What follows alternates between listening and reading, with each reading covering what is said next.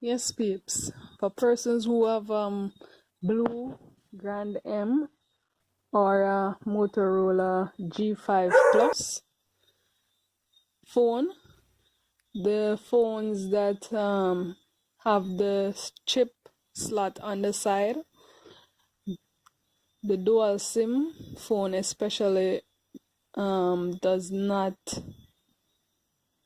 allow you to use two SIMs and a memory card at the same time, right? So the simple answer is no, it cannot use two SIM card and a SD card at the same time.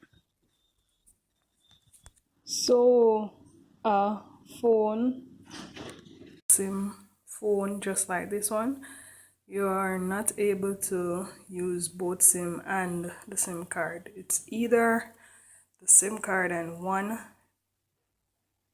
chip, one SIM card and a memory card, or both SIM card.